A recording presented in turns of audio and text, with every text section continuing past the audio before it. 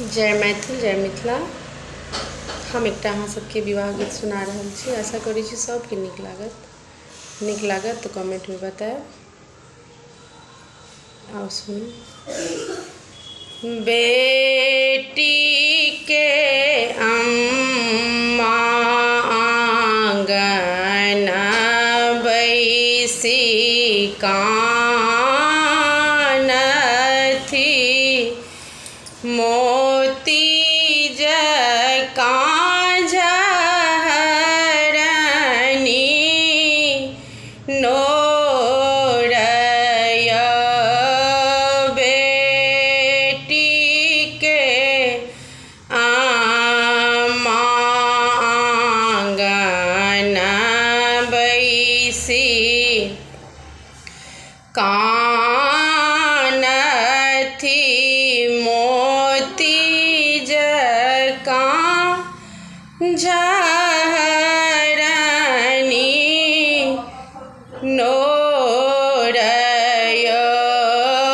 अपन धिया हम कोना कोना पोसलहुँ,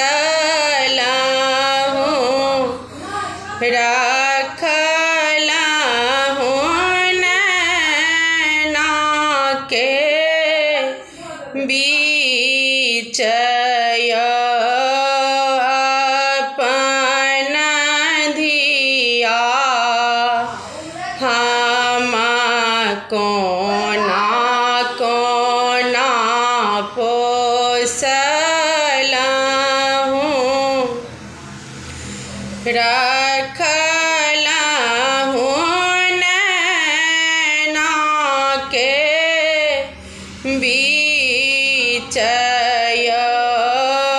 जाहि दिन धिया हमर हेती पराई, कोने विधि राखब प्राणय।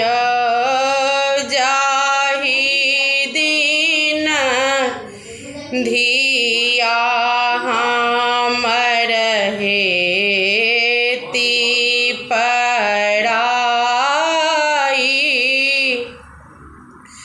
कोने विधि राखब प्राणय। एतबा वचन सुनलनि हमर बेटी, कहलनि हमरा बुझाइय।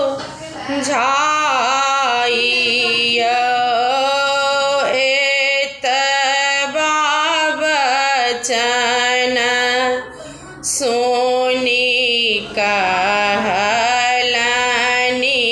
बेटी, सुनू अम्मा हमर बात के मोरा आहे अम्मा एथिन जेथिन के लेता हमर सुधी है। नौआ बेटा आहे बेटी एता जेता, अपन भैया लेता सुधी है। नौआ बेटा आहे बेटी लेता अपन सहोदर लेता सुधी